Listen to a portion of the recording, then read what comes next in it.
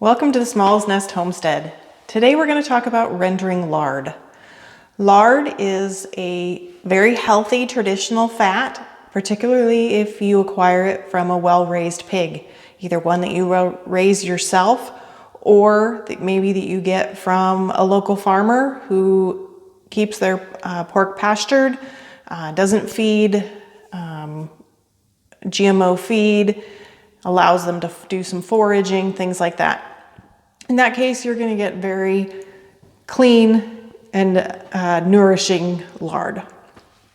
Lard is particularly important as a fat in baked goods like biscuits and pie crust. It's what gives those baked goods a nice flaky texture. And it's something I also use for frying and even just sauteing sometimes, depending on what other fat we have or what I'm in the mood for. So today we're going to render lard. It's really easy to do. All you need is a crock pot. It's really that simple. So let's get started. Okay, here you can see I have my crock pot. It's a standard, I think it's like an 8-quart crock pot. And it's not a particularly fancy one. It's one I've had for quite a while. I've just set it on low temperature.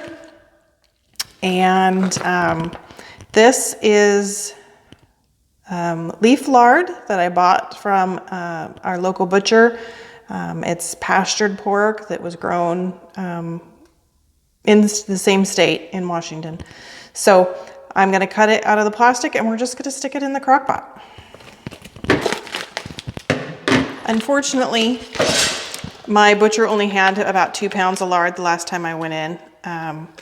So I bought out what they had. But normally, if I had the choice, I would have done a much bigger batch.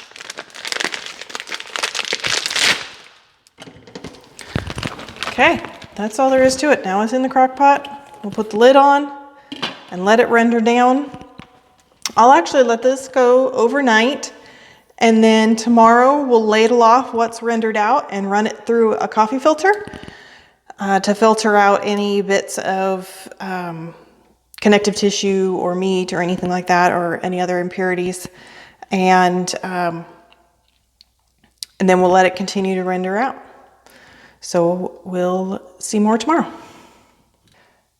Okay, we're back for day 2 of our lard rendering.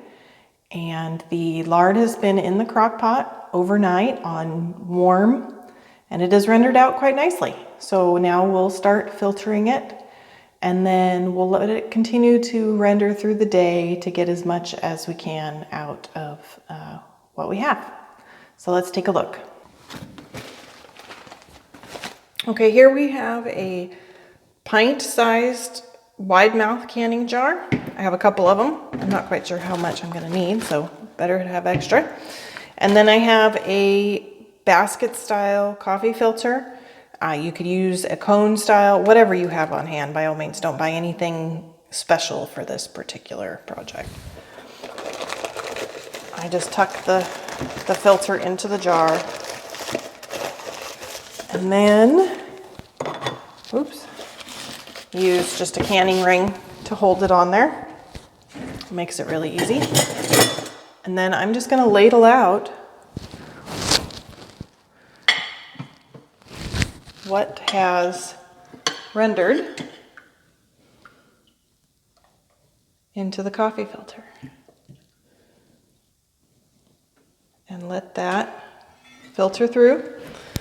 And it actually looks really clean. There's very little in there, so it will probably be able to use this filter for a while. Sometimes I have to use 2 or 3 filters in a jar, depending on how many solids there are in the lard. So we'll just keep on going with this until everything that's been rendered is in the jar.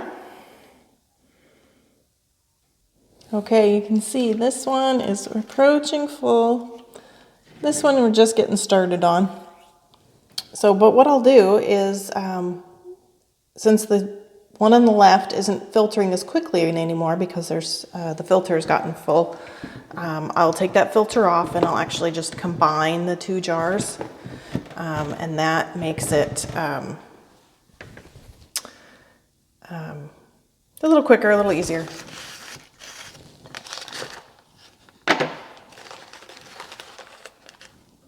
And I'm actually going to put this, just dump it right in there like that.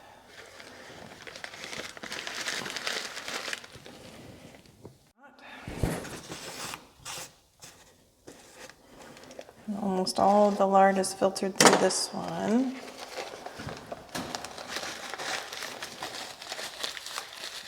I'm going to give it a little squeeze, but not too big of a squeeze because I don't want to tear it or force the solids through the coffee filter. So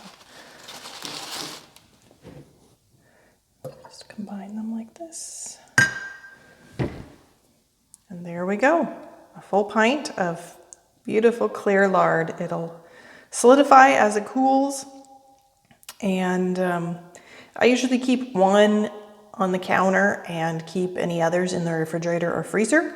Once they've solidified and are kept cold in the fridge or freezer, they will last for many months, probably 6 months or more. Though if you see any mold or anything like that, you should discard it. And that's one advantage of doing it in smaller things like the smaller containers, is that if you do have some that got contaminated or grows mold, or if it starts to smell rancid, it's not a major loss. It's kind of a minor loss.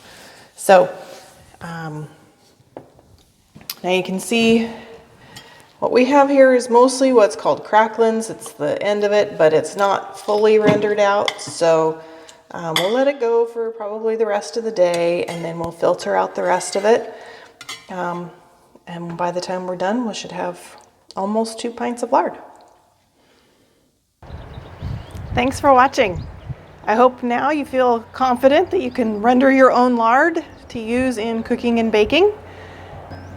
Have you rendered your own lard before? If so, let us know in the comments how you did it and how it worked for you. Please remember to subscribe so you get notifications of our new videos that come out every week. Thanks for watching.